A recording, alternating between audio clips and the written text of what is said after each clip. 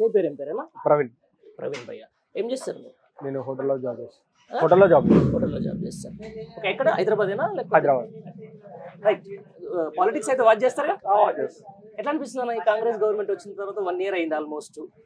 All good or ఎట్లా ఉంది? బ్యాడే. బ్యాడ్గానే ఉందా? ఏ విషయంలో బ్యాడ్ అనిపించింది? అన్ని విషయాల్లో బ్యాడే ఉంది. అతని సొంత సంపాదన కోసం ఏదో చేస్తున్నట్టే ఉంది. హైదరాబాద్ అనేది గతంలో తెలంగాణ రాష్ట్రం బాగా దేశవ్యాప్తంగా కూడా కొత్త రాష్ట్రం అనేది కూడా బాగా డెవలప్మెంట్ ఉండే. అవును. ఇప్పుడు ఈ 1 year వచ్చిన తర్వాత ఏం చేయలేదని అంటే ఏం చేయలేదా, లేకపోతే అందుకు బ్యాడ్ అంటారా, లేకపోతే అసలు వాళ్ళు చెప్పిన చేయలేదని బ్యాడ్ అంటారా? అంటే కొత్త ప్రాజెక్టులు అయితే ఇంతవరకు ఏం స్టార్ట్ చేయలేదు. స్టార్ట్ చేస్తామనే ప్రస్తావన అయితే లేదు. ఇస్తా అన్నది కూడా ఇవ్వలేదు.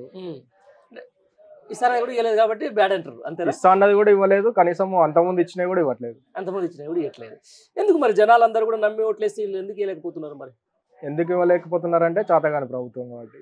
అవునా? మరి గతంలో ఇచ్చినప్పుడు అయ్యే కంటిన్యూ చేసినా ఏం కాకపోయేది అంటారు. అవి కంటిన్యూ చేసేందుకు ఆల్రెడీ గవర్నమెంట్ దగ్గర ఫండ్స్ ఉన్నాయి. మన హైదరాబాద్కి మన తెలంగాణ టాప్ లో ఉంది. అవును. మన తెలంగాణ అన్ని విషయాలలో టాప్ లో ఉన్నదాన్ని ఏం లేదు, ఖజానా ఖాళీ చేసారు, లంక బిందెలు లేవు, అది లేవు ఇది లేవు అని మాట్లాడుతున్నారు. ఇప్పుడు సరే, ఇప్పుడు కొంచెం లా అండ్ ఆర్డర్ పరిస్థితి ప్రశాంతంగా ఉండే, పోలీసు ఫ్రెండ్లీ పోలీసింగ్ ఉండే, ఈ రోజు మొత్తం పిల్లలకు ఇబ్బంది అవుతా ఉంది. వాళ్ళని అది ఎట్లా చూస్తారు మరి? అంతకుముందు ఫ్రెండ్లీ పోలీసింగ్ ఉండే, ఇప్పుడు నైట్ 12 o'clock డ్యూటీ చేసి ఇంటికి వెళ్దామన్నా కూడా భయం అవుతుంది. ఎందుకు? స్కూటీ ఉంటే స్కూటీ డిక్కీలో చెక్ చేయడము, బండి ఆపి బండి ట్యాంక్ కవర్ లో ఏముందని చెప్పి చూడడము, ఈ టైంలో ఎక్కడికి వెళ్ళి వస్తున్నావు, గంజా సప్లై చేస్తున్నావు, ఏం సప్లై చేస్తున్నావు అని అడగడము, చేసే వాళ్ళు అన్ని చేస్తున్నారు. ఇప్పుడు సినీ ఇండస్ట్రీ అంటాడు, హైడ్రా అంటాడు, అదంటాడు ఇదంటాడు, బిల్డర్ల అందరి దగ్గర నుంచి బ్యాగులు తెచ్చుకుంటున్నాడు, దాచిపెట్టుకుంటున్నాడు, ఆ ఢిల్లీకి మోస్తున్నాడు, చంద్రబాబుకు మోస్తున్నాడు. ఇటు వచ్చేసి సినీ ఇండస్ట్రీని మొత్తం నాశనం చేసేసి ఎవరి దగ్గర ఎంత, ప్రొడ్యూసర్ల దగ్గర ఎంత తీసుకున్నాడని తెలియదు. ఇప్పుడు సంక్రాంతికి పెద్ద సినిమాలు రిలీజ్ కావాలన్నా కూడా రిలీజ్ అవుతావో కాదో కూడా తెలియదు. టికెట్ రేటు పెంచుకొని అంటాడు. ప్రొడ్యూసర్ ని బ్లాక్ మెయిల్ చేయడము, బిల్డర్స్ ని బ్లాక్ మెయిల్ చేయడము, ఓన్లీ బ్లాక్ మెయిలింగ్ పాలిటిక్స్ నడుస్తున్నాయి. మనీ ఉంటే చాలు, నెక్స్ట్ కూడా నేనే వస్తా, మనీ ఉంటే చాలు, నేను రూల్ చేయగలుగుతా, మనీ ఉంటే చాలు, జనం పిచ్చోళ్ళు అన్నట్టు చేస్తున్నాడు రేవంత్ రెడ్డి. గతంలో ఇదే ప్రజలు రేవంత్ రెడ్డి నమ్మి ఓటేసారు కదా, ఎందుకు మరి ఏం చేయలేకపోతున్నాడు? ఎందుకు అంటే రేవంత్ రెడ్డిని నమ్మి ఓటేసారు అంటే కేసీఆర్ ని 10 years చూసారు. చూసిన తర్వాత బీజేపీ కూడా బండి సంజయ్ ని తీసేయడము, సడన్ గా కిషన్ రెడ్డిని పెట్టడము, బండి సంజయ్ 2nd place కన్నా తీసుకొచ్చాడు బీజేపీని, దాన్ని చేంజ్ చేయడము.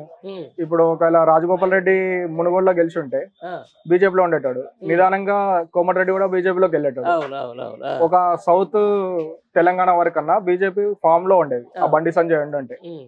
కొద్దిమంది ఇప్పుడు చామల కిరణ్ కుమార్ రెడ్డి కావచ్చు, వీళ్ళంతా బీజేపీలోకి వెళ్తారు, వేముల వీరేశం కావచ్చు, వెళ్తారు అనే టాక్ ఉండే. బీజేపీలోకి వెళ్ళకుండా సడన్ గా కాంగ్రెస్ లోకి రావడానికి బీజేపీ వాళ్ళు అక్కడ డ్రాప్ అయ్యారు. ఎట్లా చేసి కేసీఆర్ ని అయితే ఓడగొట్టాలని చెప్పి ఫిక్స్ అయ్యారు, కేసీఆర్ ని ఓడగొట్టారు అంతే. అక్కడ ఆంధ్రాలో కూటమి ఎట్లయితే అయిందో ఇక్కడ తెలంగాణలో అన్ని పార్టీలు కలిసి కేసీఆర్ ని ఓడగొట్టినట్టే ఉంది. అంతేనా?